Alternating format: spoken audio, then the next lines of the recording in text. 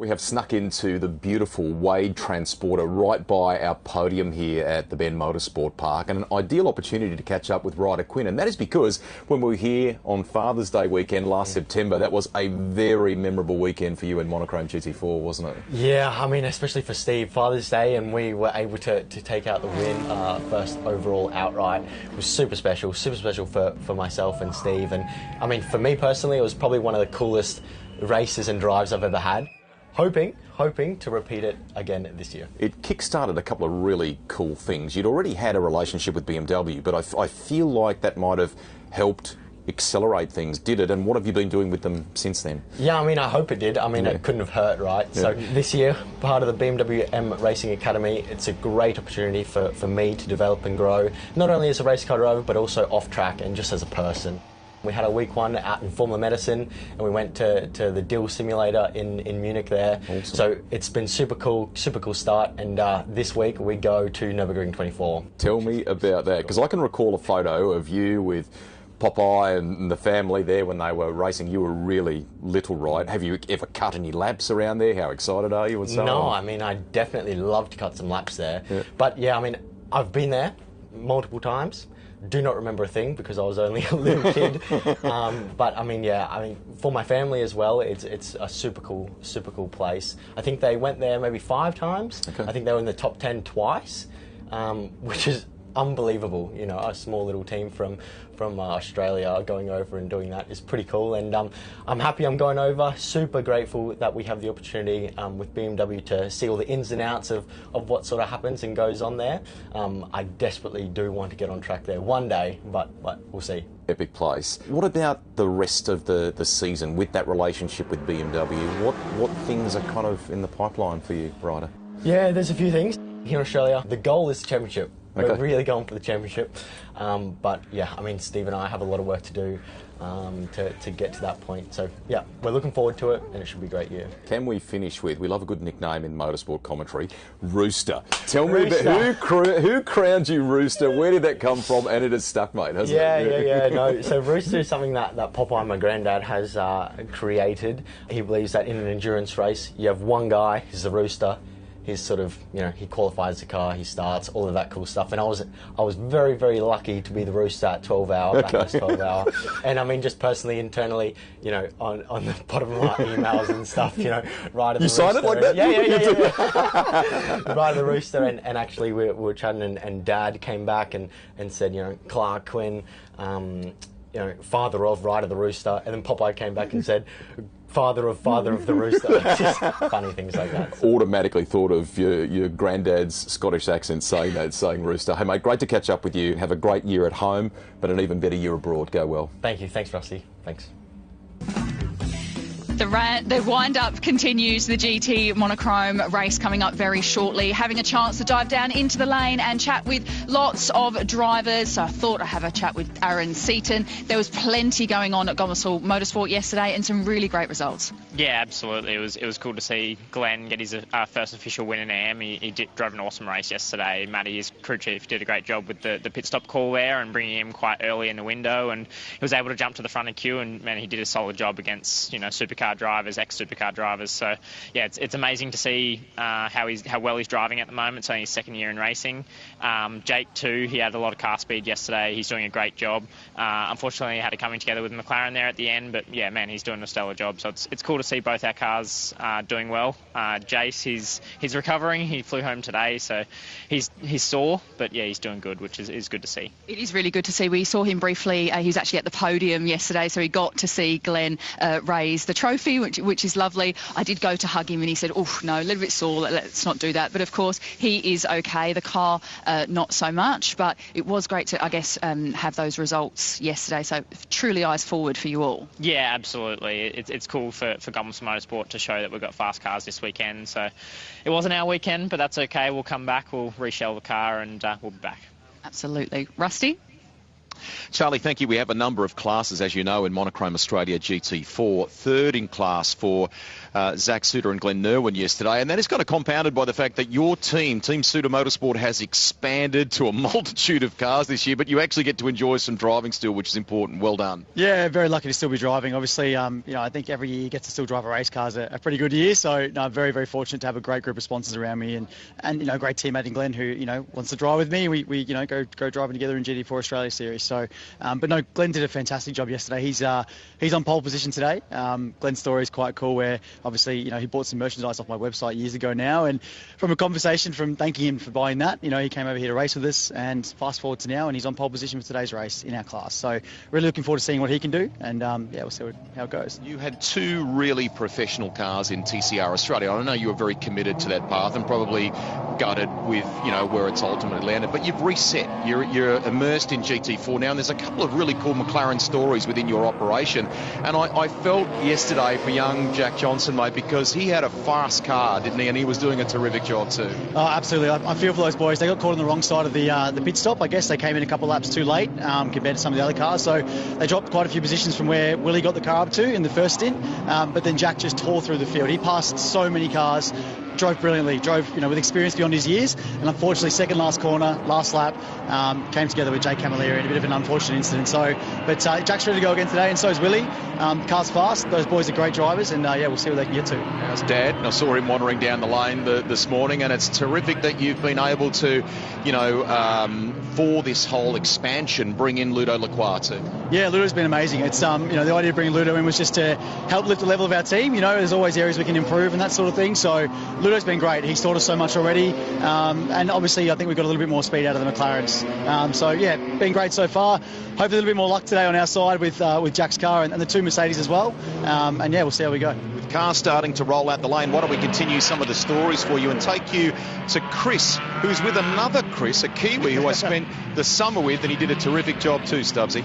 He sure did a terrific job over the summer and a real star for the future. But this race, starting from pole alongside Daniel Frugas, talk to us first of all about what you're expecting for this one. Yeah, we're hoping for a bit of a racing yesterday. I started that one in the wet down in 18th, unfortunately. We made a bold move in quali that didn't work out. And then there was so much spray and mist into turn one, it was pretty difficult to see, so I got a bit of early damage which made the race really difficult, which led me making a few mistakes myself, which I can own up to. So I slept on that last night, and we got Dan starting from pole, so he'll do the first half of the race, then I'll jump in, and hopefully from there on we can push on and get a strong result. A win would be phenomenal, so I'm just hoping we get on the podium, but looking for a better result. Chris, you've got history at this racetrack too. Tell us about that. Yeah, got fortunate enough to win the Trustees' Choice at the Tony Quinn Foundation last year in the GR86 series in New Zealand. So I got to do Kiowa and the Bend last year, so I'm sort of familiar with the track and the car. We went real well last year, getting 2 fourth places in class, so hoping this year we can advance on that. So for this race, I think we're in a good spot, so just got to keep chipping away. And that's the prize, isn't it? That's the way that it works. You achieve those results there, then you get to come and play with us for the selected rounds this year. Yeah, well, that's it. It's 2 years now, the 86 series. I've won drives in this championship. So, as I was saying before, loving the series. I mean, the Monochrome GT4 Championship's awesome for coverage as well. Great bunch of people. I'm loving meeting everyone and the racing itself. All the cars in here are very similar, so it makes the racing pretty close. So it comes down to the driver. So just hoping we can keep on building forward. Good luck today. Perfect. Thank you. Charlie. An impressive performance yesterday for Nathan Callahan in the Porsche. Let's just say these numbers very slowly but out loud. 29th to 5th. Even you were quite shocked by that, Nathan. It does sound great when you put it like that. Chris actually did all the heavy lifting, but we did have a great day. Starting from 29th in the wet, it was terrible. We couldn't see a thing, but we kept the car clean, had a really great pit stop, and then Chris jumped in the end, made up heaps of spots, and 5th outright, 2nd in class. So it was a great day. Fantastic stuff. So, of course, today it's all about going again. You guys are starting from 13th in very, very different conditions. So is that where we're going to see a little bit more of that pace again? I'm hoping so. We were much stronger in the dry practice. So today we should be strong. We've got a little bit of a gap to the next M class car. So we're really hoping we can back it up today with a good result. such a competitive class. You know, we had 31 cars out there yesterday. It is a fantastic racing, though. Talk us through how tight it is really when you're out there and battling some really, really talented people. It is. The drivers they're really good. So it is hard. It's hard to make a spot. The cars, because GT4 has BOP, they're all the same speed. So making a pass, you have to be really decisive, get a good line, wait for a mistake. So it's really hard to make up spots. So what Chris did yesterday in the second stint was really impressive. And of course, for you, this is a part of a bigger sort of year ahead. We're heading to Darwin this year. There's a lot of cool things to look forward to. Yeah, for sure. Can't wait for Darwin. Never been there before. So we're really looking forward to that. We really want to win the championship this year. So we came up short last year. So this is our year to try and win. So we'll do the best we can do. As the siren goes, best of luck. Perfect, thank you. And happy Mother's Day to my mum. And on behalf of my children, happy birthday to happy Mother's Day to my wife. Thank you. Happy wife, go racing. Thanks. Thanks, Nathan. Let's head up to commentary. Thank you, Charlie, and echo those thoughts. Happy Mum's Day to my mum, Carol, who's probably not watching on at home, in a good cafe in the Barossa somewhere. As I say good morning to Nick Percat. Looking forward to this. Dry conditions for Monochrome GT4 Australia. Second race of the weekend. Yesterday was just 60 minutes of utter madness, and we absolutely loved it, Nick, and this is how it played out. Yeah, well, where were you going to look? It was absolutely happening everywhere, up and down the grid. But first off, a great start for the Supra, out-dragging the big V8 Ford Mustang down to turn 1. And from here, it looked like it was going to be smooth sailing for Aaron Cameron as he opened the gap up in the first part of the race. Yeah, at this point, it all looked reasonably straightforward, and they did an excellent job getting through lap 1 in pretty dicey conditions. And then the battling started to happen, and the Supra was working its way forward. Blake Purdy was doing an awesome job in the nippies out, and for a moment, it looked like he might sail all the way around the outside of Caleb Patterson at turn 17. Didn't quite get it done. This was hairy, to say the least, and Blake Dowdle went down the inside. Lockie Evanet turned in. Steering damage for the Supra. Their day was done. Yep, super easy to happen, but this was arguably one of the closest calls we've had for the weekend here. The big Ford Mustang getting very loose on exit, losing the rear, and the poor innocent bystander in the Porsche got taken out of the race. But this was the defining part, wasn't it? Jensen Shearer in the Porsche. Yeah, so some people read the rules one way, some did it correctly, and some got caught out with the safety car and stayed out rather than taking their mandatory pit stop behind the safety car. So the cars that led early got shuffled to the back. And then we had the great sight of teenager, year 12 student Jay Murray working his way through the field to get himself into the podium. And then the battle for the race lead, Job Stewart got down the inside of George Meineke, and that was for the silver class lead and outright in this battle. And meanwhile, further back, young Jack Johnson in the McLaren was charging his way forward. He was absolutely flying, and his mate at the front was doing it with Murray, so he thought, I'll have a crack at this too. But what a drive for the Nippies Audi with Job Stewart and Blake at the wheel. They were basically unstoppable from the moment they got to the lead. And fan favourite P2 there with George Meineke. Yeah, and solid championship points for them as well. The second win for the Audi R8, Monochrome GT4 Australia. First one for Job Stewart, though. And a great job for Blake Purdy to get his second win. So, the Bend, 4.9 Ks. Let's go for a tour of this excellent racetrack. And Nick Percat's going to talk us round a fast-flowing, undulating venue. Hello everyone, Jay Murray here, driver of the Slattery's Auctions and Valuations BMW M4 GT4 Evo. Coming right on board for a lap with me. Heading down the main straight now, up to 6th gear, reaching 230 kilometres an hour. Into T1, braking at the 100, which is a key passing zone for the races, and I'm really looking forward to making some passes down there. Into turn 2 now, over the curb for entering T3. It's really important to get a really good exit out of here and up into this back straight sort of section.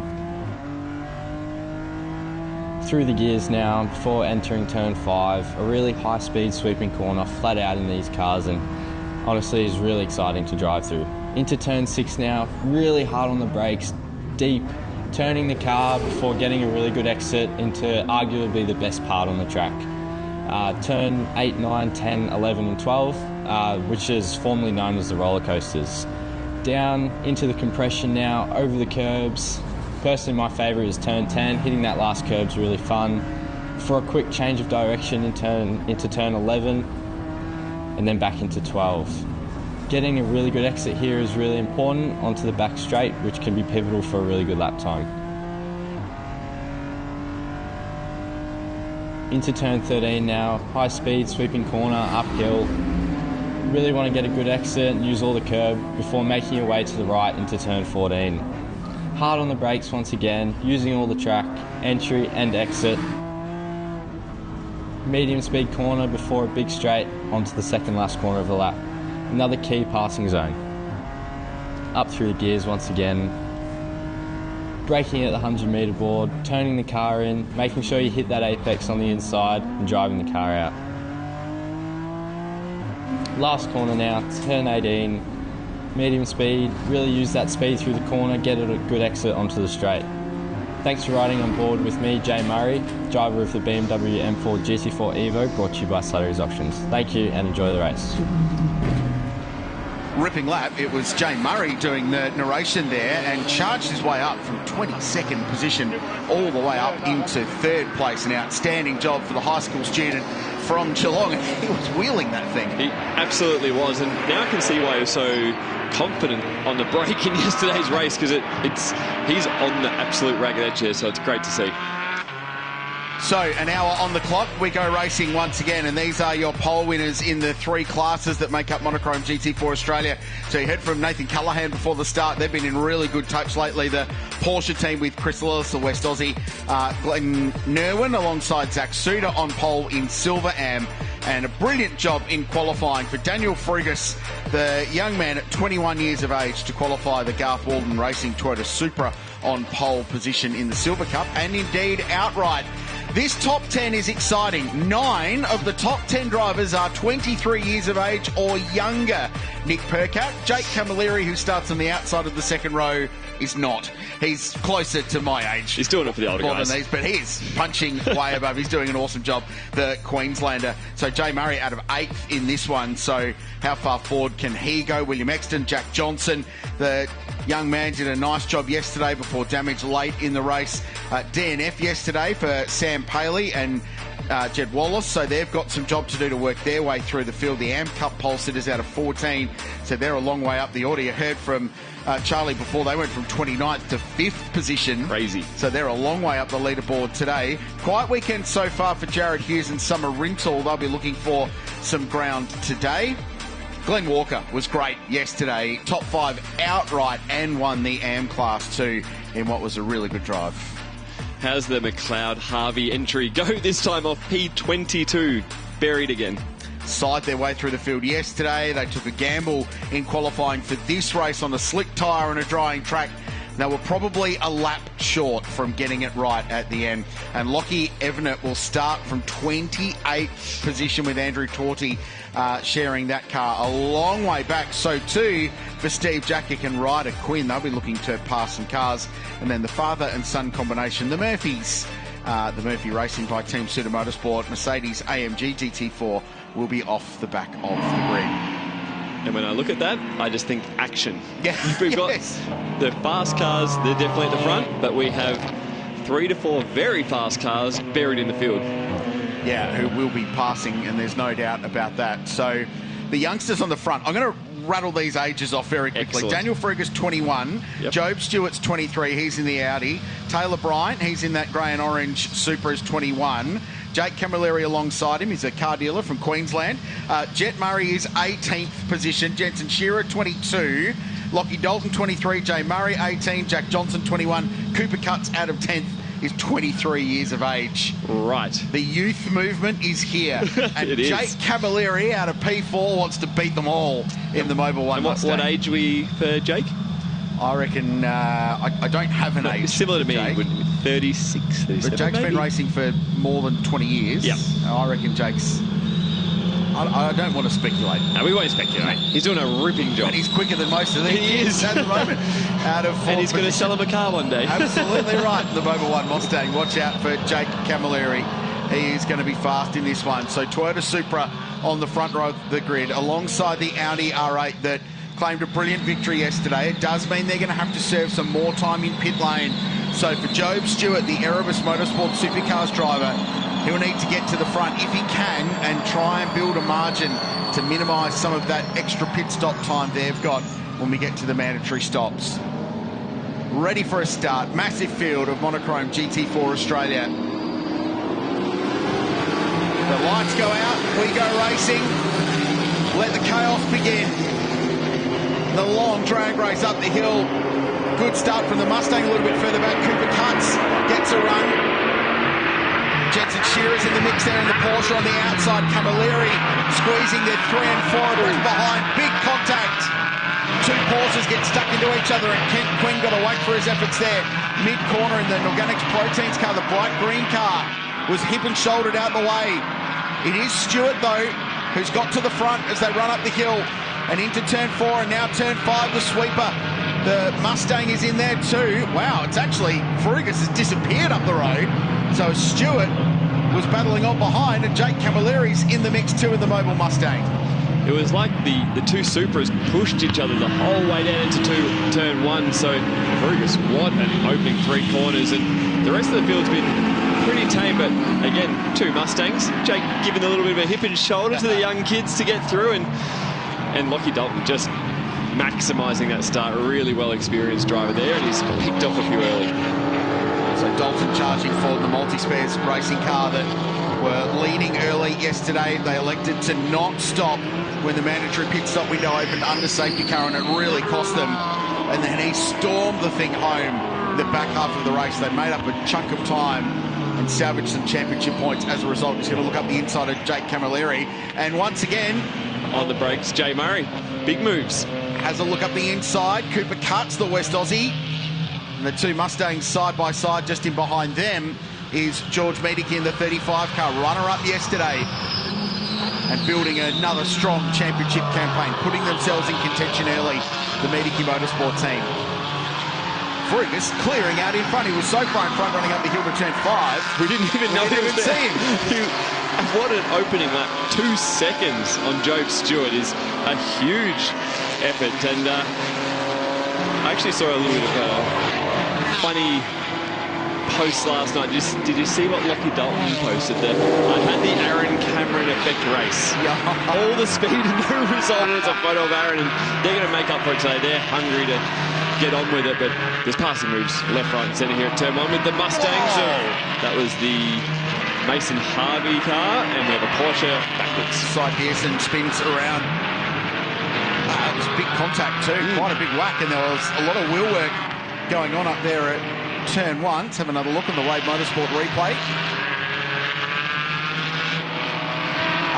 So yeah, the 21 car, so Walker of the 14, sorry, was trying to get up the inside, and they were 3 wide.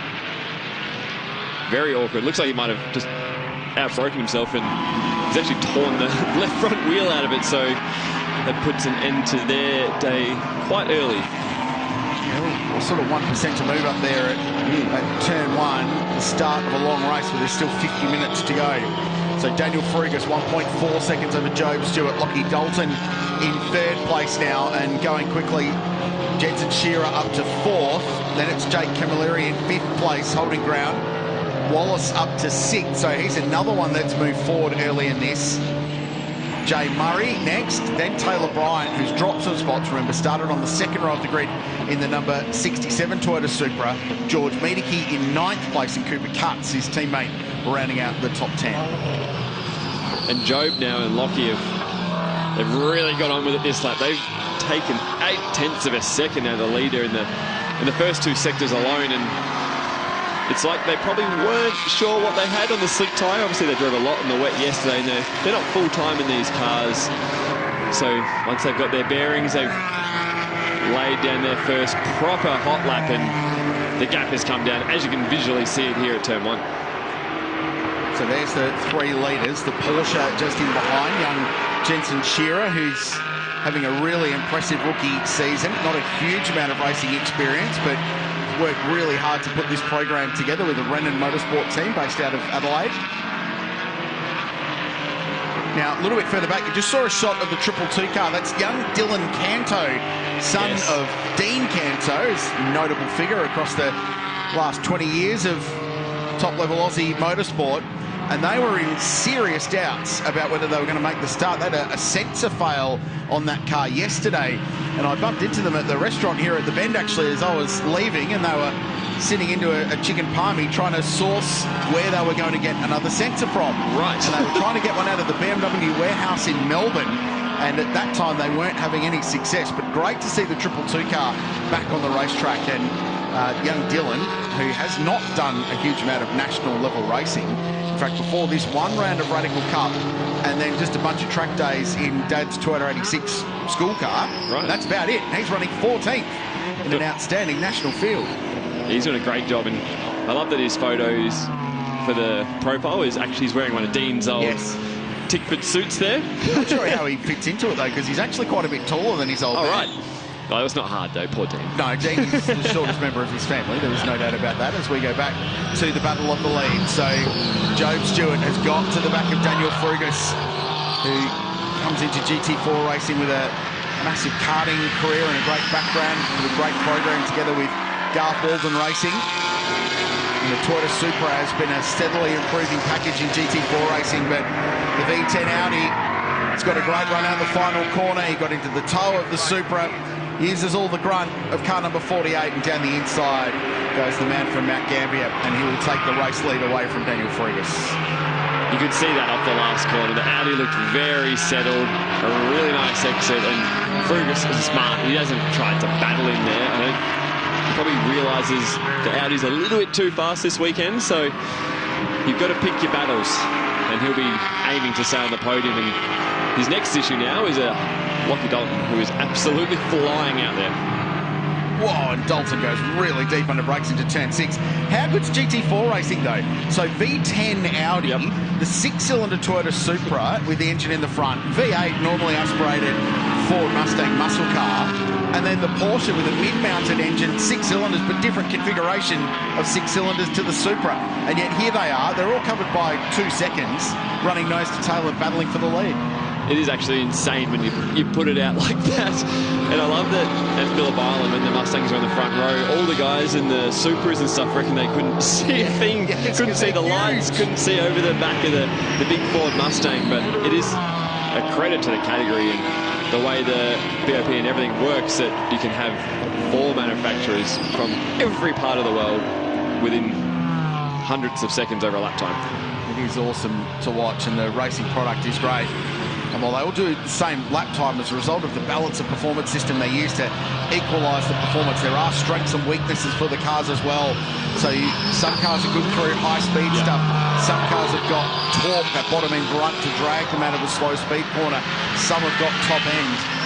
And it just makes for this awesome ebb and flow racing that we see in Monochrome GT4 and indeed GT4 anywhere around the world. Stewart pulling away, though, fastest up of the race. Now he's in clean air at a 56.8, and that's only 4/10 away from the lap record that Ryder Quinn set here last year, and may give it a nudge before we get to the pit stops halfway through this race. And what you're talking about there, the different car balances, was actually visible, because I thought Lockie had a run to have a move at the second to last corner there, and the Supra can actually brake later with its configuration, the way it's a bit lighter, smaller car, a bit more nimble. The Ford Mustang has to have a real think about where he's going to pass. I think Lockie will have a big crack down here. He was very strong on the brakes last lap. Not quite close enough, but even the lines are different. You see the Mustang there squares the exit up a bit more. It's got more horsepower, so they have to be more conscious of what they're doing with the throttle pedal, where the Supra is a bit more flowing. He opens the wheel up, carries the mid-corner speed, and this is where the Supra comes into its own. The strength of the Supra is, its drivers say, is just a generally pretty good all-round package. It's good everywhere. It doesn't have one outstanding attribute, but it's a solid package and can be competitive at any racetrack you go to. Much the same with the Porsche Cayman 718 that's running just in behind them. So Jensen Shearer still keeping those leaders honest. Don't worry about the timing. There he goes. Pops back up to 4th place. Little timing glitch on car number 46. I think you called it pretty well the last lap with our current race lap record. is under some big threat right now. So Ryder Quinn said it last year in the BMW Black Diamonds. They call it Thunder Buddies Racing car, and his massive blaze from the back of the field. 1 minute 46.42. Cool ambient conditions right now. Not any wind whatsoever here at the bend at the moment. And a little bit of UV on the circuit too. So this is a very, very fast racetrack right now. And there goes the lap record. And another second on the race lead as well. Job Stewart is flying. 1 minute 56.20. He's doing exactly what you asked him to do. Build the gap. You've got to manage your pit stop and your strategy. And he's just, well, Lockie's getting a bit racy here, but he's just doing exactly what he needs to do to make sure they're in the right spot at the back end of the race. But Fergus is putting his car exactly where he needs to do it. He wasn't blocking at turn 1. He just parked the thing in the middle of the road. Said, all right, Lockie, if you want to get past, you're going to have to send it. And that's what might be happening here at turn number 6. Does he get down the inside? He does. Even then you saw, I feel like Fergus could have probably outbroken him on the outside then, but you, like we mentioned, you need to know your battles, and they probably lost enough time where you're like, hold on, the field's actually bunching up behind us, so Fergus now will try and tack onto the back of Lockie, who's a very, very fast racing car driver. He actually does a bit of driver coaching for my team, which is really cool to have some of his experience come and help my young drivers when I'm not around. So he'll now check out and see what he can do to get after the Stewart Audi, which is long gone at 3.1 seconds up the road. Listening to the Ford Coyote V8 thundering up the hill. They're loud cars. They're very loud. Mustangs. They absolutely bellow. You feel it in your chest. There's the little flat 6 Porsche, which sounds exactly like you'd expect a flat 6 Porsche to sound like. It's funny, when I was talking to the Ford performance guy, Ford, yesterday about their Mustang Cup and the GT4s, and they're like, do you like how loud they are? We want them louder. Yeah. And I'm like, you want them louder? Yeah. I think that the message is across. We can hear them coming. It's rare you get that, isn't it? To be fair, though. But they are. They're thunderous. Cool things. Ford did a great group shot here at the bend with the Mustang Cup field, and there was at the time 10 Ford Mustang GT4 cars as well. Shearer looks down the inside now of Daniel Fergus. So he can afford to play the long game here. Doesn't have any pit stop time in car number 9, so he can afford just to settle in and race his way towards the stop. Job Stewart's got the biggest disadvantage when it gets to those stops. He's got an extra 15 seconds to serve, so his pit stop time will be 117 seconds. Let's get to Shannon's pit lane with Chris Stubbs. Thank you, Rich. I thought I'd just grab Sam Paley here for a bit of an update, one of our Ford global drivers and a coach with Ford as well. You've got the Mustang out there at the moment and you're sitting in the top 6. How's it going so far? It was a tough day yesterday. Today's a big day. Yeah, it was a tough day yesterday. Unfortunately, we had a DNF. Got into an incident in the last corner, but today is a new day. Jack had a fantastic start. Started P12, he's already up to P6, showing great pace. So podium is definitely on for today. Jack's gonna keep putting laps together, and hopefully when we get in the car here in 10-15 minutes, we'll have a good fight to the end. How much are you enjoying yourself in Monochrome GT4 Australia? It's a huge grid, isn't it? Oh, it's awesome. There's so many cars. It's so competitive. Definitely one of the most underrated series in the entire world, and every single lap is just an absolute joy, and the racing here is fantastic. You're in battles throughout the entire field, throughout the entire course of the race. So, been an absolute blast, and definitely makes the long journey worthwhile, and loving every second. And the Bend is a world-class facility. It's a great racetrack, isn't it? It's fantastic. First of all, a great facility. It makes for great racing. You really have to work for moves. Car positioning is important, but you know, this is my second time here. We tested here a couple months ago. It's one of the best tracks in the world. So, again, loving every second of it. We're loving having you. Good luck out there when you get in the car. Thank you. I appreciate it. Just 24 years of age, Sam Paley. He's a very impressive young man, runs his own quite advanced race team and driver coaching business in the United States, working with Ford products in key championships over there. Let's go have a look. What's Glenn Walker got going on? Have a look at the left front corner of the Ford Mustang. Bit of damage from the first couple of laps of the race there. How's the vibrations? You can see it shaking its way up through the rear screen on that car. So it's the inner guard line. I thought he'd broken the steering arm and the tyre was pointing outside the guard, but in the guard line and is trying to escape the vehicle. That'll be causing quite the racket inside, and it would definitely, as you come into the triple right here, would have your attention, to say the least. I would suggest after that contact early on, it's probably not tracking as straight as he would have liked it either.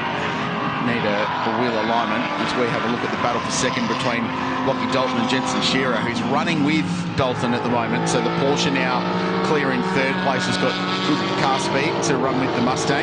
So Audi, Ford, Porsche, Toyota, the top four different brands represented there. Jay Murray has remained inside the top 10, so he's in 8th in the leading BMW, and the team Suda Tough Lift McLaren has gone around at turn 6, Glenn Nerwin. Heard Zack talking about this at the start of the broadcast. It was a merchandise order through his website, and Zack sent him a little message saying, hey, thanks for your support, really appreciate it. They got chatting, and not a lot of time later, he ended up in a TCR car on the grid with Team Suda Motorsport.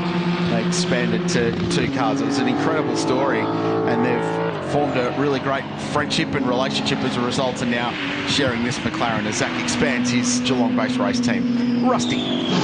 I'm just down with William Exton from that team, Crails, and I thought I'd check in just to see how the car was. Some great work by the crew here last night. You must have been a bit gutted about what could have potentially been a reasonable finish yesterday. Well, yeah, I mean, we were sitting pretty good at the end of yesterday's race, and it was unfortunate, but that's just racing, and the team did a great job to fix it overnight, and I think they finished at 2 a.m. or something, but yeah, it's good to be back out here and racing again. Seems okay from what you've heard from the team so far and what Jack's been saying? Yeah, the car's good. Just struggling for a little bit of straight line, but we're working through it, and we're tracking okay, but yeah, we'll see how the race ends. Race drivers always wanting a bit of straight line handling, hey? Thank you, mate. Thanks. It's actually rule 1 of the driver's handbook. Yep. Complain of engine. Yeah. Give me more power. Not quick enough in a straight line. As we watch Jack Wallace in the Wallace mining car. The Wallace family have been long-time disciples of motorsport, hailing from this part of the world. In fact, they've even got supercar starts and V8 Touring Car Kumo Series racing, amongst a whole heap of other stuff in GT cars. And it's great to see young Jack finally getting the opportunity. Good to see Willie Exton getting a drive as well. Very, very fast, underrated Kiwi driver from the Marlborough, so top of the South Island, nice little wine region. Yeah. He spent summer racing a Toyota Supra GT4 car in GT New Zealand as well. George Meineke running 7th. And again, same corner, Ryan Sorensen and Glenn Nerwin. So this is 2 laps in a row for Nerwin.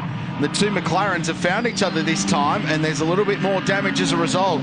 Sorensen's car in particular with a lot of damage to that left rear corner. Looks like the Batmobile with all the damage on the side there, and I think Nerwin might be done. We got broken steering or something on the 75. And classic race car driver Zack Suda was just about to put the balaclava on and immediately took it off. Oh, look at this thing. How much do you reckon a rear engine cover? You don't want to know? Yep, it's actually got fluid coming out of the rear radiator here. You'll see a shot of it. So we are going to have, hopefully, the drivers are being told that there's a bit of coolant on the track here from this McLaren. But wow, that is a scene, isn't it? It's like Transformers. Yes, it is. How's the drag this thing will be producing at the moment? Hopefully Ryan can get that back to Method Motorsport. We're going to go safety car as a result. We're not far away as well from the mandatory pit stop window opening. So this car's parked. It's on driver's left on the exit of turn 6, just before the racetrack plunges away to the right-hand side and down the hill at turn 7 and turn 8. But it's day done for the Tough Lift racing car. And I think we're about to see 2 McLarens just roll into shot, having an accident. And Nerwin's car almost tipped over.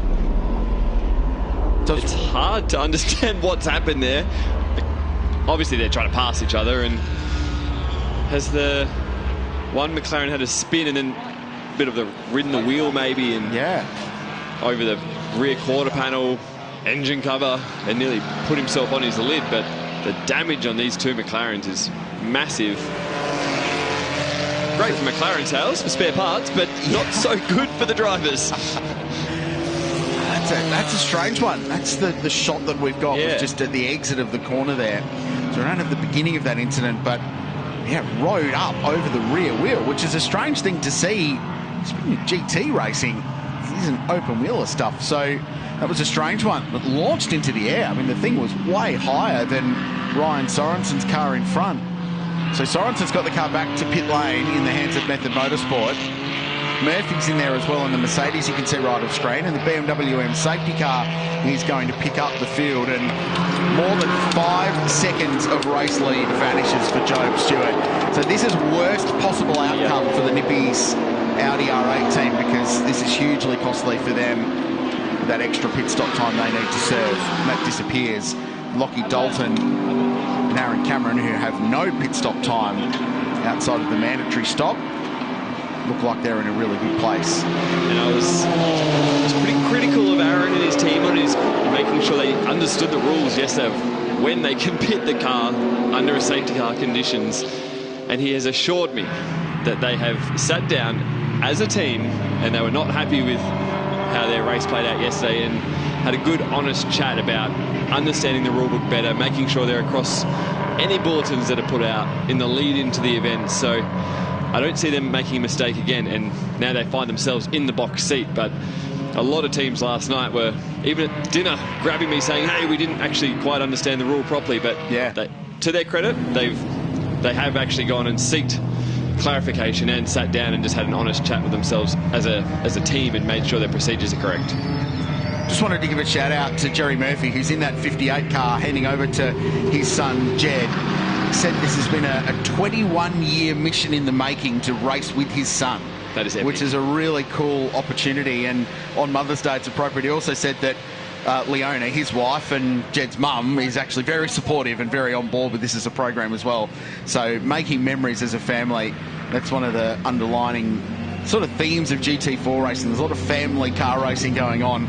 We heard from the Murrays earlier on in the broadcast as well. Nathan and his boy Jay, who did such a good job yesterday.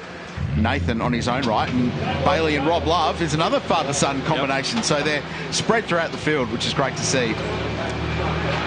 And if you don't have mum on board, the train set doesn't get to be played with, which is, they're a massive part of a lot of race teams throughout GT4, GT3, even supercars. You know, there's the mums and wives are doing incredible work behind the scenes that no one gets to see. And I'll have to shout out my mum, Mother Duck, Jodie. Happy Mother's Day. Otherwise, she will kill me. She'll be watching. Won't she is definitely watching. Yep. Don't worry. She's #1 supporter of you too, Richard. Really? Yep. Loves your work. Very, very kind. We go way back. Exactly. Now, I think what's happened here as well with the pit stop window opening, the timing of it has allowed the cars that were at the back of the field to get into pit lane first. So they've actually got a massive free kick. The leaders are coming around turn 16 out of the bowl and up over the hill now behind the safety car. So they're not far away from getting in.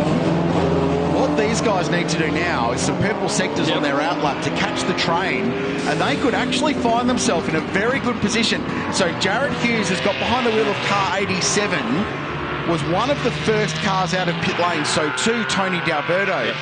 So they've got a massive advantage with the timing of that window opening and the safety car coming out. They hadn't got to the back of the queue and hadn't formed up.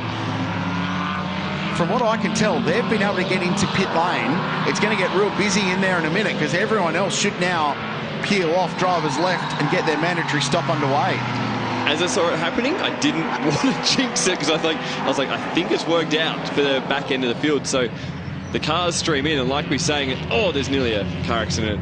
Pit entry there. Everyone's avoided that well, but like we said yesterday, a smoother pit lane with less cars in it is much easier to handle. So hopefully no one misses pit boxes, overshoots the marks. The timing has just worked perfectly for those first group of cars. So it's going to be Tony D'Alberto who has completed his stop. Now, he's heading up the hill at almost race pace into turn 14, turn 15 and coming round. He's going to take the race lead through this. He is absolutely hustling this Mustang as well. I looked out the window and he's got a lock stop sideways, but so it's 102 seconds, the minimum time, plus any penalties that you've got to serve if you finished on the podium yesterday. So with Jared Kite, TD, they didn't have a good day yesterday. He started the broadcast off yesterday by asking Rusty how his hair was. It's going to be looking pretty good at the moment because he's going to find himself leading the motor race. Well, it's absolutely blown back now, isn't it? He is straight into the race lead. But how cool is the names we've got at the front? We've got D'Alberto, Hughes, McBride. Yeah. Well, sometimes motorsport is a luck game, and sometimes it's a timing game. Sometimes it's both, and that has been the case for these teams now. Jared Hughes gets through, so he's going to be in second position in the McLaren. Peter Lawrence is going to be third. Nick McBride fourth. Cy Pearson in fifth. Ryder Quinn in sixth position. There's one to circle. This is a traffic jam, so the multi-space racing team. What I was talking about. And the resigned look, the engineer at the front of the car with the headset is Lee Stimation, who's a hugely experienced guy, but just sort of the resigned look going, oh, there's nothing we can do here. So they've gone from having no pit stop penalty to inheriting one. Yeah, just by nature of it being very busy in pit lane. So how many cars has D'Alberto, Hughes, Lawrence McBride got between them to the first, let's say, leading car? Well, and the first car to have just completed a stop, I think, is Jake Camilleri. Yep. Who's got out of pit lane first and had no penalty time. Ryland Gray's going to be behind him, and then Tom Heyman will cleanse the order when they all come by. So circumstances in timing have played to a couple of cars here, to 8 contenders, in fact, who were able to get into pit lane right at the very start of the window opening. Everyone else had to wait, or they would have been stopping too early. They would have been penalised for the penalties, as we saw at Phillip Island in race 2, where a dozen cars copped a penalty for getting their pit stop procedure wrong, is massive. The thing that the leading cars that we were watching earlier have up their sleeve is they're in the low 57s, 56s, where the current cars at the front of the grid have done a 2-minute flat. So we're talking 3 seconds a lap. So we'll cross down to Stubbsy. He has a bit of a broken McLaren.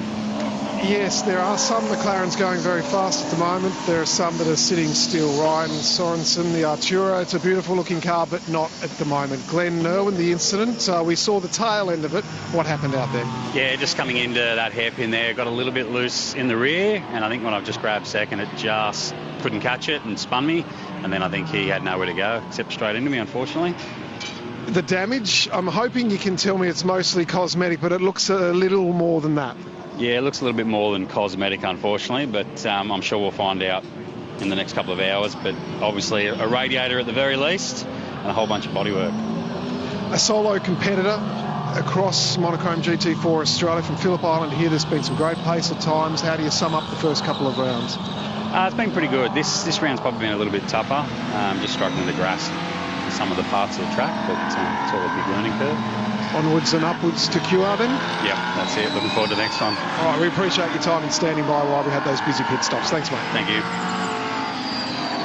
Thanks, Stubbsy, with Ryan Sorensen. So he's a spectator. So now this is our opportunity to cleanse the order. So Tony D'Alberto will lead the race in the number 21 Ford Mustang and leads the Silver Am class.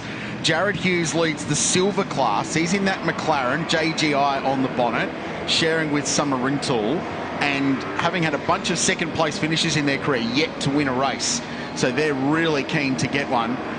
Peter Lawrence leads the AM class, so all 3 classes represented in the top 3 outright, and he's third. Nick McBride is fourth. Cy Pearson is fifth. Ryder Quinn is sixth. Glenn Walker is seventh. Caleb Patterson in eighth. And then the next group of cars, the Mobil 1 car of Jake Camilleri. We're talking about Jake today. He's the first of the cars that stopped on the second lap under the safety car that have lost the most out of the timing of this scenario. So Jake Camilleri next, Ryland Gray in 10th, Tom Heyman in 11th, then it's Blake Dowdle, Jay Murray in 13th, Lockie Manee 14th, and Jensen Shearer next. Aaron Cameron 16th. Out of that, and a lot of that will be the time they lost in pit lane, just being boxed in, ironically, behind the teammate car.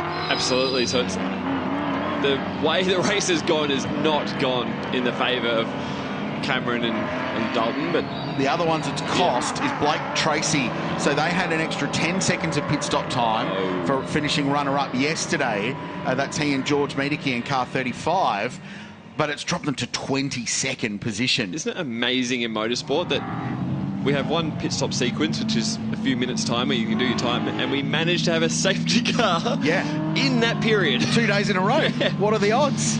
Go and put money on it in your local market. Bet responsibly.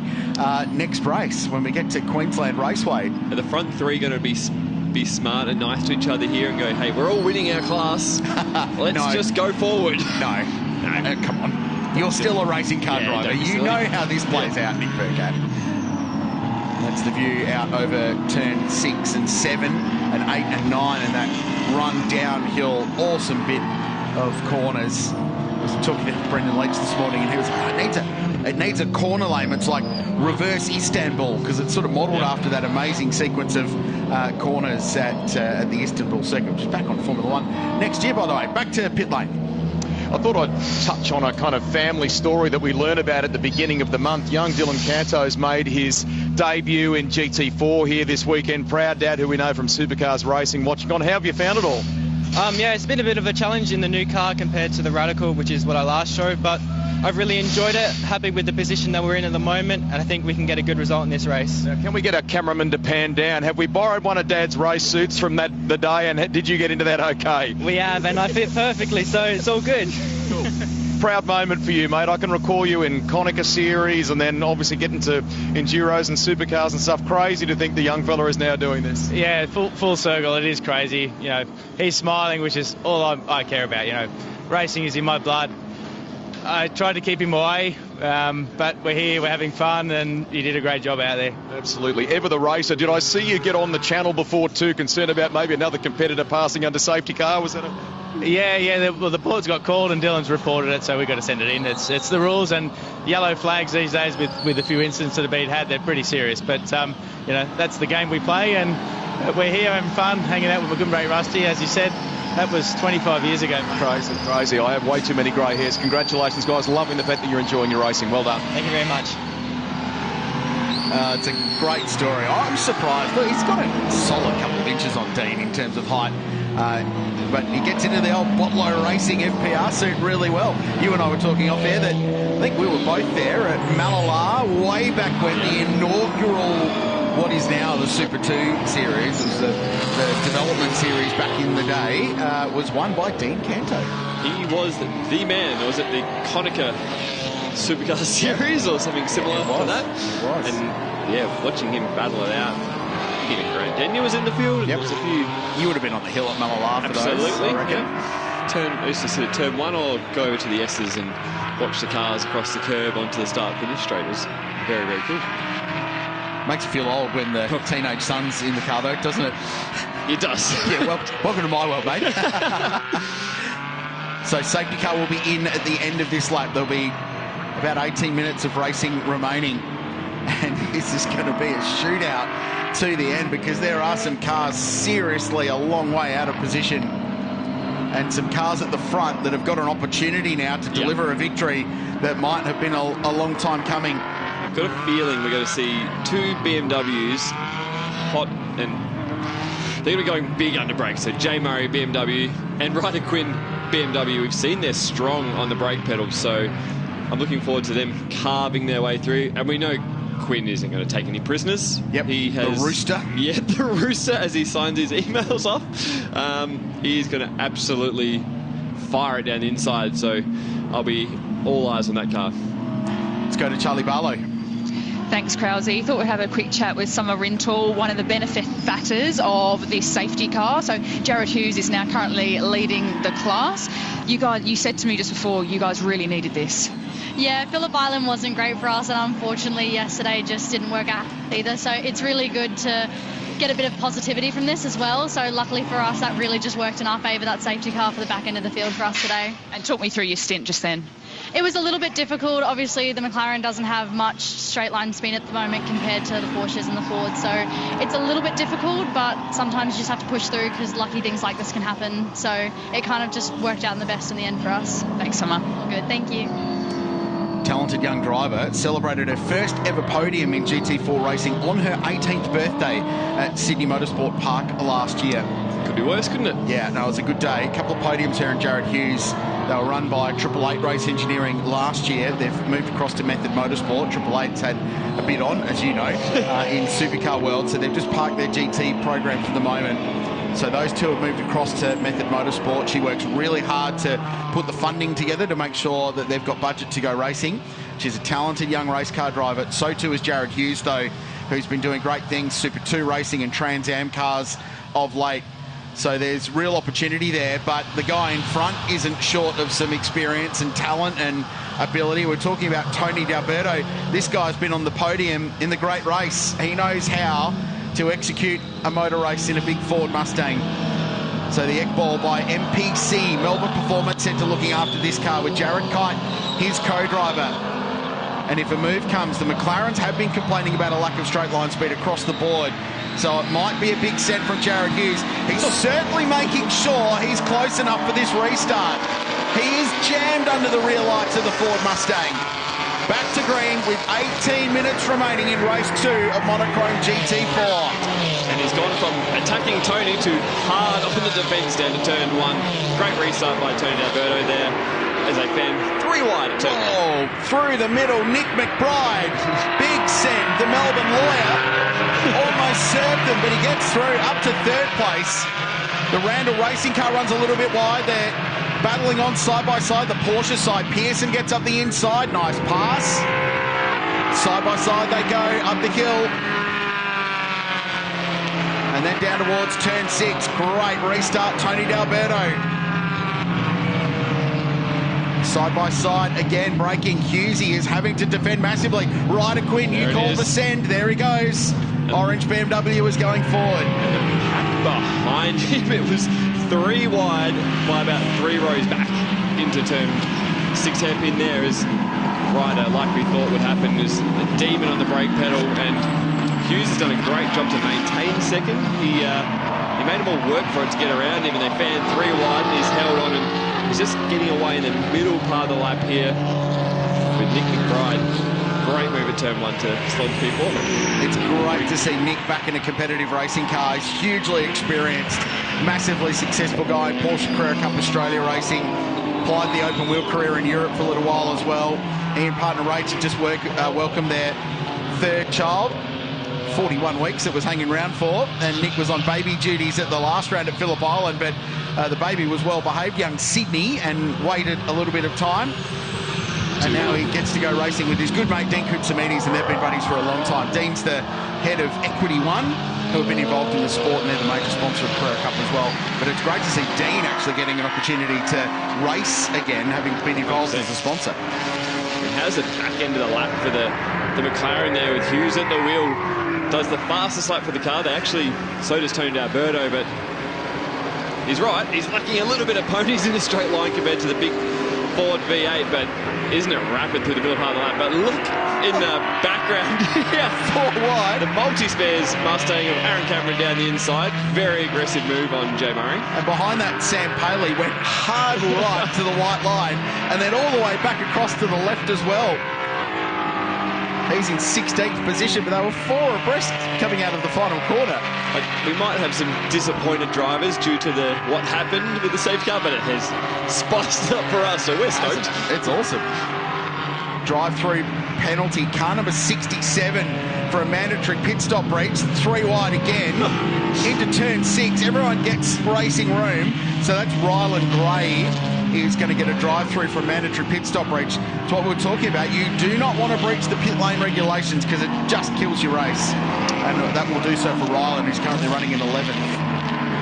How good is watching Aaron Cameron on the absolute charge here with, like you said all weekend, the Year 12 student of Jay Murray, learning as much as he can from him. The 33 BMW is just off on the way into the triple rights there, but this is great for Jay to see someone of Aaron Cameron's experience directly in front of him and how he carves his way through the traffic. The BMW in the mix is Lockie Manif for Randall Racing. He's joined that team this year alongside Peter Lawrence, who Jacob Lawrence, I should say, stepped up from the AM class and into Silverhand this year for the lead. Down the inside, Jared Hughes, big send at turn 17, gets it done. And Nick McBride's going to capitalise as well. Says g'day to D'Alberto, I'm taking second. Tony goes from first to third. We've got a new leader though. Jared Hughes on point with 14 minutes to go. That was an absolute dive bomb of a move. Credit to him, did not touch Tony D'Alberto, got the move done, and hey, he wasn't worried about winning the class. They're winning this thing outright. McBride holds on from D'Alberto as well. He got a great run out the final corner. He had the momentum, but the Supra was good enough in a straight line to fend off the Mustang. So McBride for the moment holds on to second place. Massive moment. Jared Hughes leads the race, still looking for a maiden win for Hand Summer Rental. Let's go to Rusty.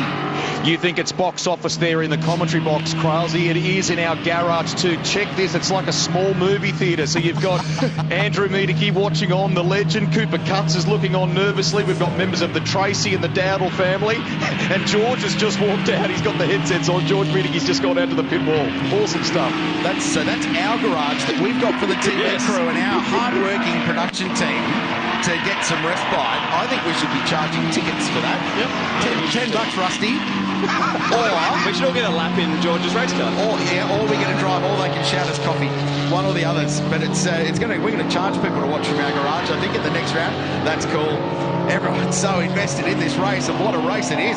What a move that was, though. That's honestly one of the better moves I've seen when I've watched any race car. It's Ryder Quinn up the inside of Tony Alberto. Tony is a little bit weak on the brakes here, and the young kids are taking a massive advantage of that, and that was like a full-blown sim move. He has, at the last minute, surprised Tony D'Alberto to take the race lead, and Ryder's done a similar move there. They seem to follow Tony under brakes, and at the last moment, just before they were turned in, they jinked the car to the inside and filled that hole. So, two really good moves. But Tony is the ultimate professional, so he leaves enough space to make it happen. But let's have a look at it. Well, you talk us through it. This is big. Long way back. We've come from 3 car lengths back for a start. He knows the strength of his McLaren over the Ford Mustang, and he's broken extremely late on a diagonal, a bit of a Max Verstappen type of move, and then Nick McBride, with all his experience, has read the play, snuck up the inside of his good mate Tony D'Alberto, and he's scampered off up the road too. But we used to see Shane Van Gisbergen do it all the time in the supercar. He would outbrake you by half a car length, but then diagonal the car to the apex, so he takes meters out of the racetrack and beats you to the corner. So really good job by Jared Hughes, and to be honest, Tony D'Alberto to give enough racing room. Jared Hughes is going to dine out on you calling that a Max Verstappen move for a long time. He can also buy me a coffee now. He's such a great character, young Jared. Got support from Chevy as part of their junior program in the V8s, and still keeping himself sharp in a range of other categories as well, like GT4. Caleb Patterson now is going out after Jake Camilleri. He's had a great race through all of this. Started in 4th position, shuffled back with the pit stop stuff, but he's back to 5th place and 2nd in the silver class. And off the road, what's going on with the Porsche? Just the exit of the hairpin. Oh, and it was Murphy, so contact turns him round. And Cy Pearson, who'd been having a pretty strong run in this one. He actually had his own moment, and then... So the Merc was just checked up. Yep, that's unfortunate. Elected mid to exit there, so hopefully we don't go into a safety car and he gets it out of there. That was where the tough lift car was parked up, wasn't it? Now Ryder Quinn has got to the back of Nick McBride. This is for the race win in their class. Yeah, correct, for Silver Am. Yep. But if I'm Jared Hughes, I'm worried and concerned about Ryder Quinn, probably more than I am Nick McBride, just based on the pace that the BMW's got at the moment. And Ryder is actually going half a second faster than Hughes, so he'll be coming for the win. Watch him go around the outside. McBride, all the kids go around the outside these days. McBride positions his car nicely, blocks his line and holds on. So it's going to take Nick a bit more than that.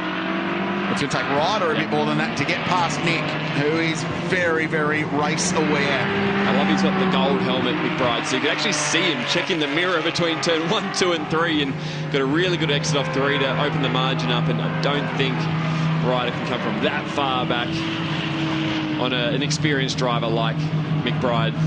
So now has to sit here and wait, go through the triple rides all through the one race line section until he gets probably to turn 13 would be a chance to get up the inside. But again, it'll probably be for him that today he's been making his moves at 14 and 17. It's a very damaged Mercedes there, isn't it? Yeah, what a shame. The family's team living the dream, but they've had a pretty tough run this weekend. Had the race yesterday as well. Where the McBride family are watching from, know them really well during the Mick's long stint in Porsche Carrera Cup Australia. They might be on the farm up at Benalla and enjoying this. His mum and dad. A great racing family. And Nick's an awesome guy. For a long time, he ran a helmet. I'm not sure if he's still running it. It was sort of... cut in half in a way. Livery, yeah, it had dark on one side and bright on the other, and he said it was reflective of his personality.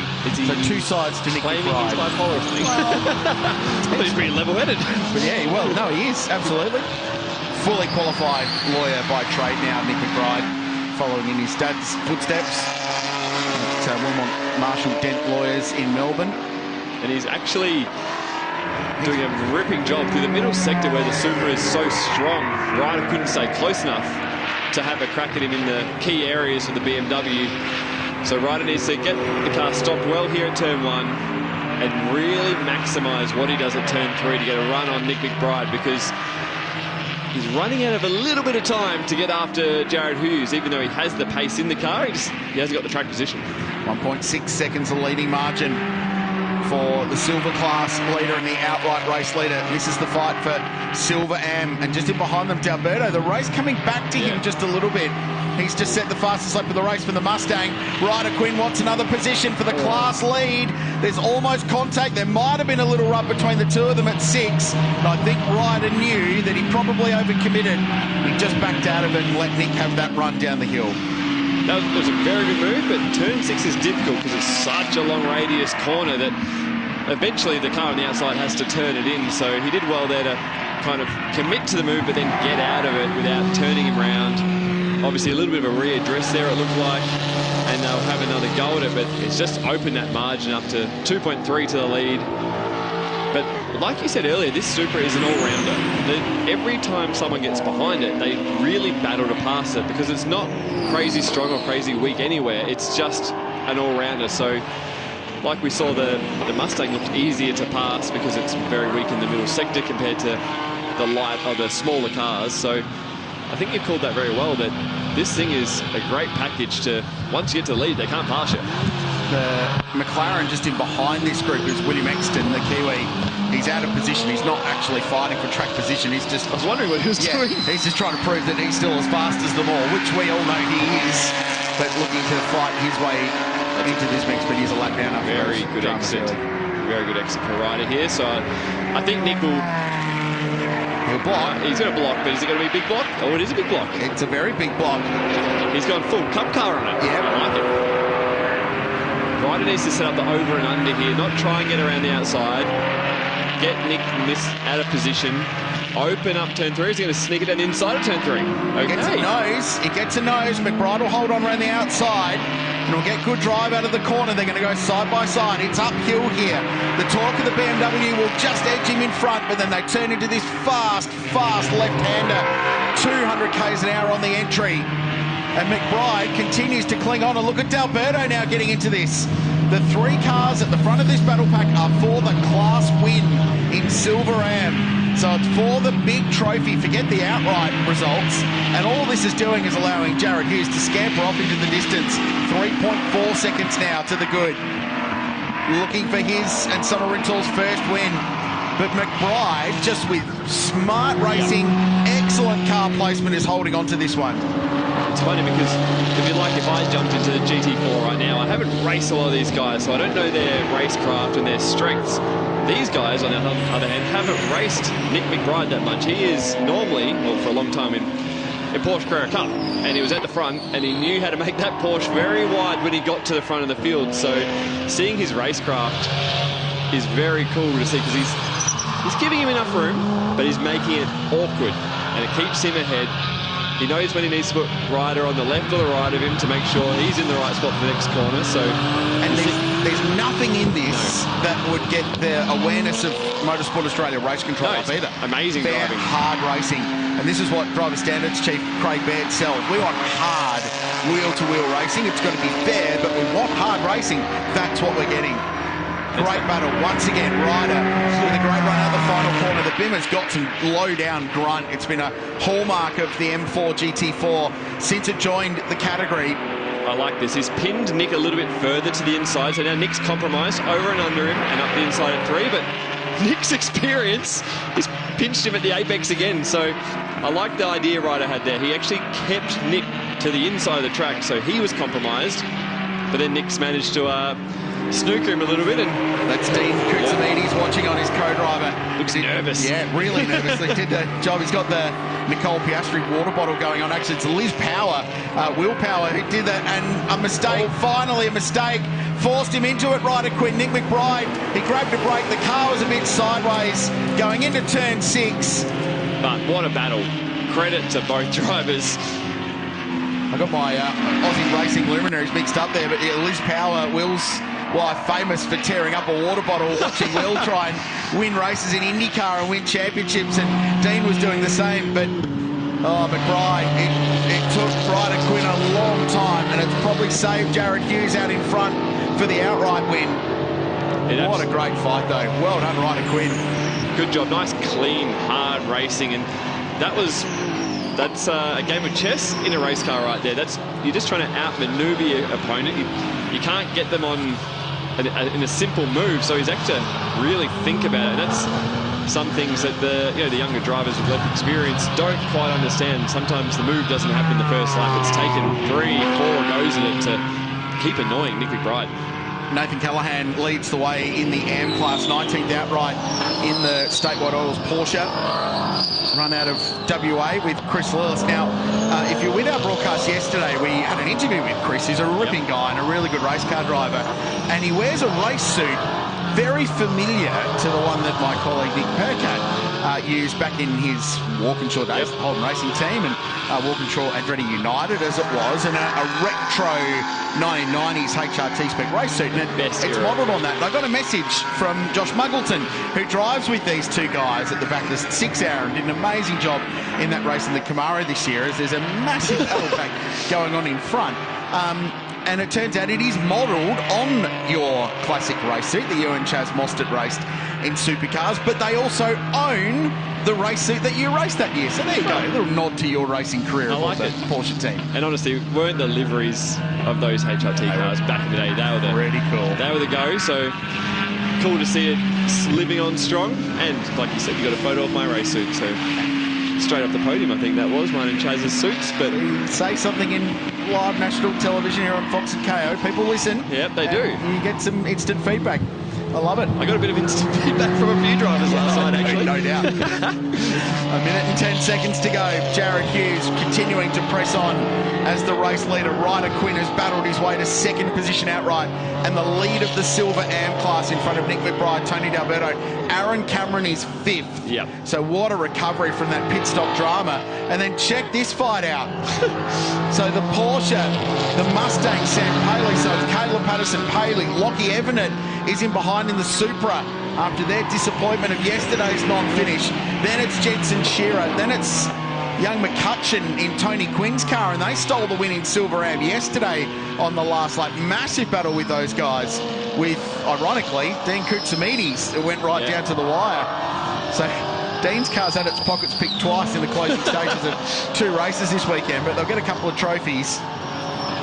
So this is a frenetic battle pack, and it is for 14th, 13th, 14th, 15th, 16th, 17th, down to Tommy Heyman in the McLaren just in behind. Oh, lights it up a bit there on the exit.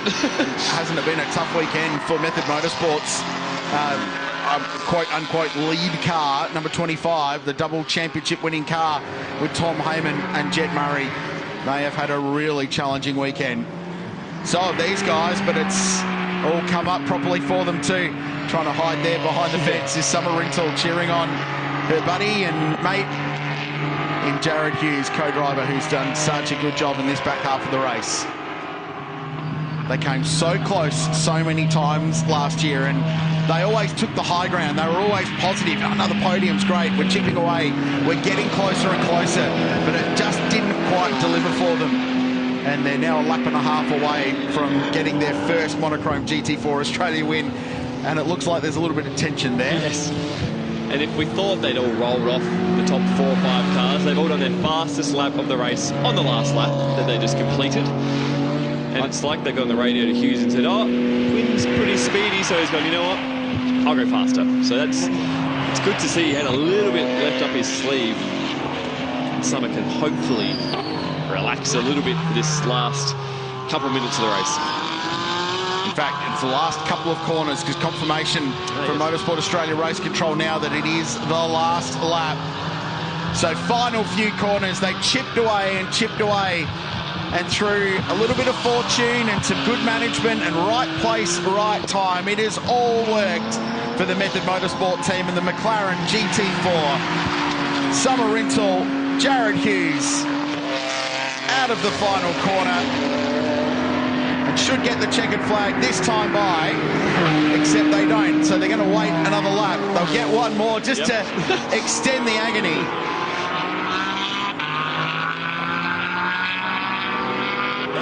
Now what? We're running again. The graphic said last lap, but it's going to be one more. That's all right. More time for more fun as the battles continue. Just bring up to speed on some of the movers and shakers from the drama. So Cam McLeod has just passed Jake Camilleri. So Cam's got himself up to 7th place. Big comeback as well. And Blake Purdy, speaking of comebacks, 9th. So they were in a great position early on with Job Stewart. They've recovered to 9th position. The Quinn-McBride battle, I know it's over, but they just keep going faster and faster every lap. This Pirelli tyre is so durable from a race pace point of view. It gets up to a limit.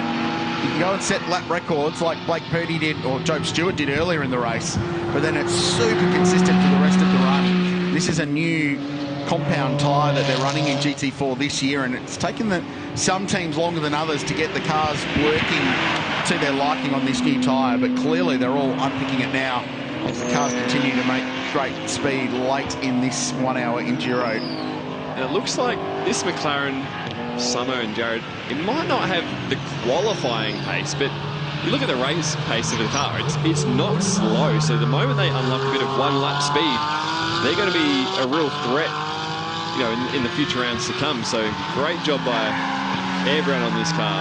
Sometimes you just need opportunity to show what you've got when you're at the front of the field, and that's what they've done today. Final corner, Jared Hughes, Summer Rintoul, winners finally in Monochrome GT4 Australia. They get the checkered flag. That is a great result. Ryder Quinn and Steve Jackick home in 2nd place. And Nick McBride and Dean Kutsamides 3rd in a fascinating battle for the final step on the outright podium. Tony D'Alberto just misses out, having led the field to the restart. But we'll get 3rd place in Silver Am regardless. Aaron Cameron recovered to 5th place. So boy, oh boy, he passed some cars today. He's been busy. That'll be confidence inspiring for Aaron. The Mo will be sweaty. He is rocking the new Mo, and he reckons it's worth 2/10 a lap. Certainly was in the back half of that race. Lockie Manif as well. Huge drive for the Randall Racing team. And justified celebrations for these guys and girls who put together such a good program. And they've worked at this for a while, and they've finally got their confirmation of results in Monochrome GT4 Australia. Jared Hughes and Summer Rintoul, your winners in silver and indeed outright. Quinn and Jackick, McBride, Kutsamides. That was an awesome battle. Great drive from Nick McBride. D'Alberto and Jared Kite rounding out the Silver Am podium in 4th. Nathan Callahan and Chris Lillis win the AM class. So 19th outright for them and a 10-second victory in class for those guys. But some big drives in the top 10. McLeod and Harvey, Purdy and Stewart recovering. Jake Camilleri in and among all the young guns this weekend. And another really solid haul of championship points. And so too, Blake Tracy and George Medicki caught out. Long pit stop time. Missed the safety car in terms of pit stop timing, but they recovered to 10th. So they'll get really solid 8th place points in the silver class. Good race, as always, in Monochrome GT4. There's always so much going on. It's a drive-through penalty for Ryland Gray and Taylor Bryant that cost them potential top 10, Bailey and Rob Love there, and then some walking wounded a little bit further back. Chris White and Daniel Frugas, actually, at the bottom of what happened to the GWR Supra there. I've had a little bit of intel that there might have been a timing issue for the McLaren that we thought was out of position. So maybe they were actually in position. Okay, for Willie Exton. Yes, it's come from Brad himself. Okay. So I'm going to take that as gospel. His son's maybe in the top. Yeah, they were showing 6, but showing a lap down, but they may well be there. They'll argue that. We'll find out that one later on for everyone. Yeah. Oh, regardless, brilliant drive from Exton, showing what he's got. Yeah, 100%. Pace-wise, backing up young Jack Johnson, who was so good yesterday. A little moment right at the end of the race, unfortunately, but solid recovery. How do you reckon they celebrate Summer's first race win? They celebrate pretty hard this one. Yeah. Method Motorsport team, Chazzy Mostard's had such a big part in setting up, and I know he's pretty excited to have these two come over and join their squad this year. He speaks very, very highly of them. Chazzy does. And both of them just great characters, engaging young race car drivers. About time. About bloody time, says Husey. Oh, I love it.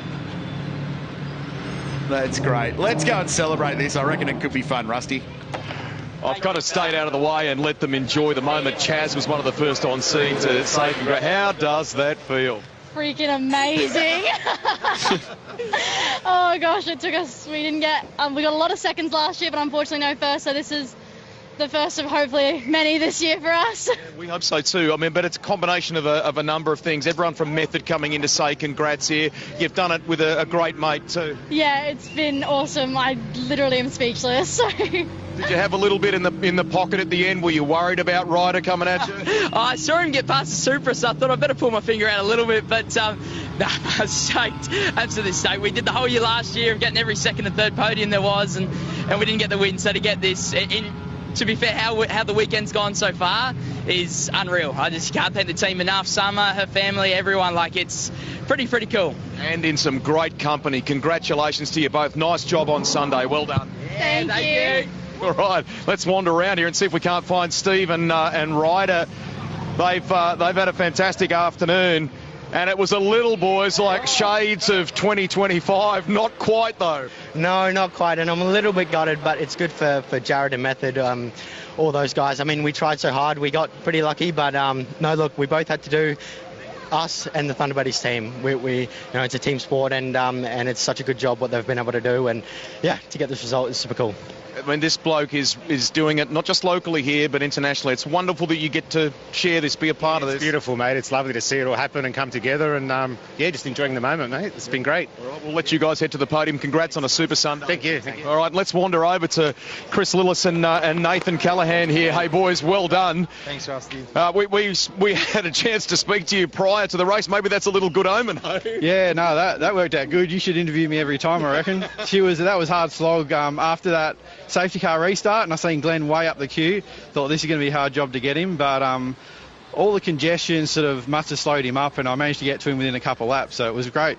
You two have a wonderful kind of mateship and all of this. It's great that you get to enjoy this, eh? It is, and it makes it fun because you got two guys who both, he looks after the car, doesn't there's no egos involved, and but yeah, no, it was really good to. We really felt we deserved to win this weekend because the car's been mega and we've driven well. So, no, it was a good result. Happy Mother's Day to Mum. Well played, and you get to enjoy a little champagne too. Congratulations to you both. Head to that podium. I love the reactions in the stop area as we go back and have a look at the race highlights. Race number 2, the 4th of the season for Monochrome GT4 Australia, and a lot of people will remember this one for a while. Nick Percat, action aplenty right from the outset as they race their way down towards turn 1. Absolutely, and it's become the norm. All the action and the drama. So everyone did a fantastic job in the opening sequence with some big moves down here at 6. The drone picked up the shots perfectly for us, and we thought it was all going to go the way of one car, the Audi, but narrator, it was not. This was a big moment. So Walker with contact there on the outside, and Cy Pearson had more hits than Elvis in that race and was right in the mix as a result. This was the pass for the lead early on. So Daniel Fergus under pressure from Job Stewart, who got up the inside at turn 1. The multi-spares racing car was hunting them down as well. Lockie Dalton was looming early. Lockie was super fast, and he just chipped away at it, and we said this Super is very hard to pass. It's a real all-rounder, so it's going to be difficult to beat again at Queensland Raceway, but Lockie did eventually get the move done. Yeah, it was a nice pass down the inside. Jensen Shearer at this point as well was right in the mix in the Porsche as well. It was a great 4-car battle for the race lead, and he would be the next one to work his way past the GWR Australia Supra down at turn 1 and got that position done. Certainly don't worry about the lack of overtaking in Monochrome GT4 Australia racing. Big moment. So 1 lap, Glenn Nerwin has a spin. The next, it was worse. Quite a lot of damage after contact with Ryan Sorensen at turn 6. The 2 McLarens, bit of friendly fire from the iconic British brand, and that would bring out the safety car. Some people timed it better than others, and it was purely by right place, right time.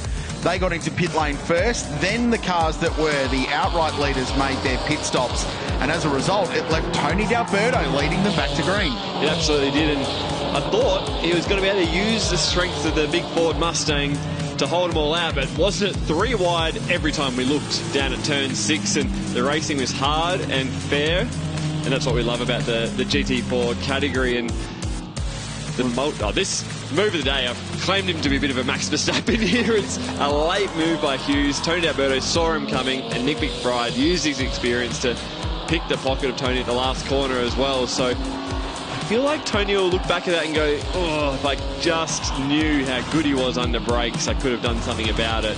And looming large behind was the big iconic grille of the BMW of Ryder Quinn. This was the Porsche who, as you correctly said mid-call, had a moment on its own, and the Murphy Mercedes-AMG had nowhere to go and tagged it into a spin. Then a great battle. This went on for lap after lap after lap. It was for the class win, ultimately, in Silver Ram, 2nd and 3rd on the road. And Nick McBride just put his car in all of the right places and was able to fend off young Ryder Quinn until that moment. Just a little bit wide under braking. It's a puff of inside front lockup as well, perhaps going into turn 6. And that was what allowed the Black Diamond car to squeeze through. But after a year and a half of trying, Summer Rintoul and Jared Hughes grabbed the race win for the first time in Monochrome GT4 Australia. And what a result it was. McLaren on top, another different winner of the season. That's the 4th from 4 races so far. If we get to the end of the year with different winners in every race, it would not shock me at all. No, everyone looks like they have the ability to get a race win or at least challenge for it. We have so many cars and outstanding drivers throughout this field that, like you saw today, it only has to fall your way a little bit and you can really maximise your result with what we've seen with Summer and Hughesy there. So we're waiting for the podiums to occur. They present them with the classes, so Silver, then Silver Am, and then the Am class, so everyone gets their moment in the sun, and a little bit of sun here at the Bend yesterday after a crazy day of weather yesterday. So Silver class podium, Cam McLeod and Mason Harvey, solid comeback from them.